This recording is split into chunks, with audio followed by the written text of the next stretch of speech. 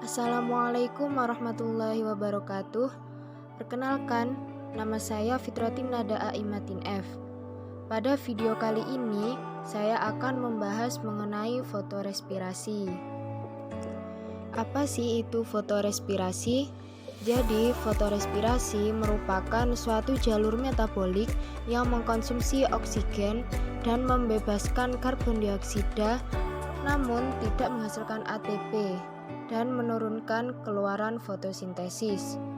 Umumnya, fotorespirasi ini terjadi pada hari-hari yang panas, cerah, dan kering ketika stomata menutup dan konsentrasi oksigen dalam daun melebihi konsentrasi karbon dioksida. Oleh karena itu, fotorespirasi ini juga merupakan suatu kegiatan yang merugikan bagi tumbuhan. Pada gambar ini menunjukkan perbedaan antara proses fotosintesis dan proses fotorespirasi. Pada bagian kiri merupakan proses dari fotosintesis, sedangkan di bagian kanan merupakan proses dari fotorespirasi. Jika pada kondisi normal, enzim Rubisco akan mengikat karbon dioksida dan menggabungkannya dengan RUBP atau ribosa 1,5 bifosfat untuk menghasilkan senyawa berkarbon 3, yaitu 3-fosfogliserat.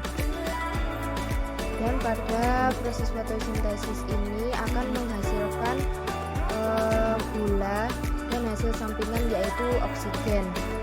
Namun pada saat fotorespirasi, Rubisco akan mengikat oksigen dan akan melanjutkan siklus Calvin untuk menghasilkan senyawa berkarbon 2, yaitu fosfoglykolat.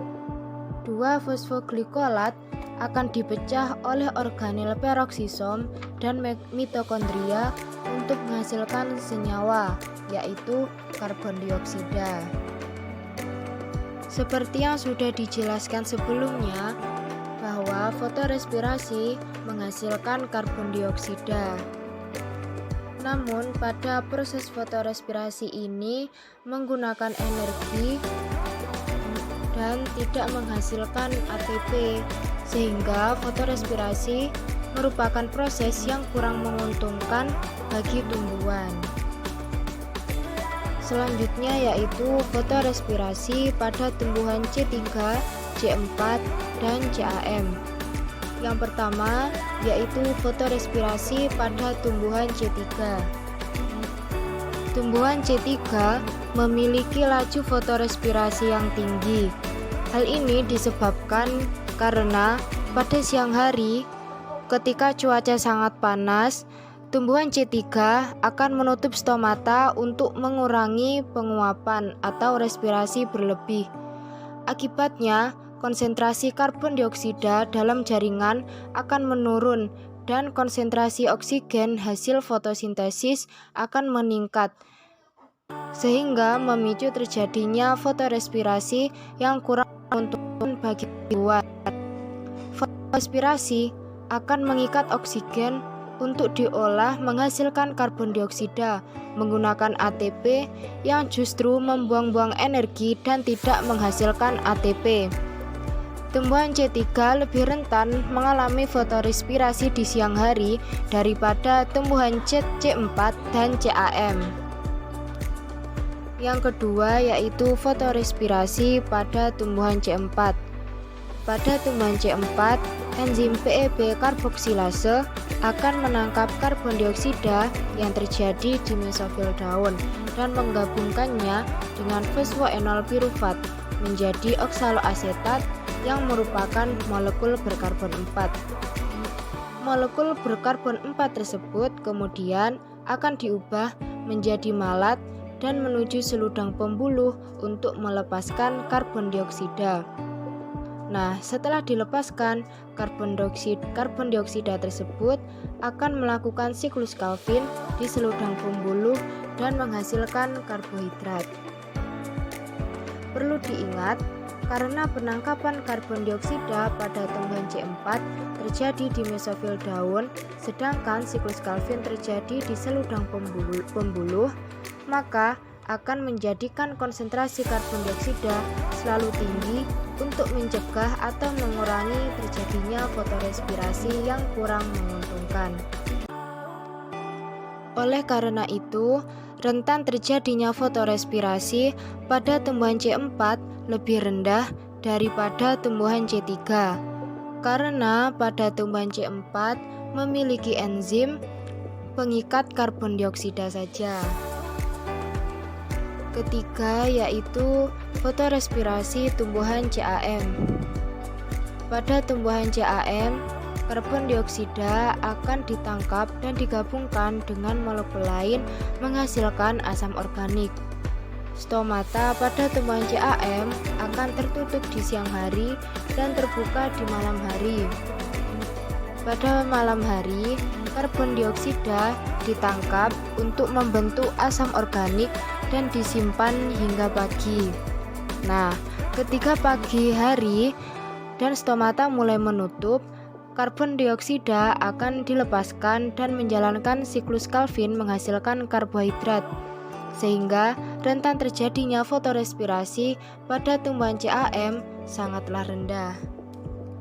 Sama halnya dengan tumbuhan C4, tumbuhan CAM memiliki rentan fotorespirasi yang sangat rendah daripada tumbuhan C3.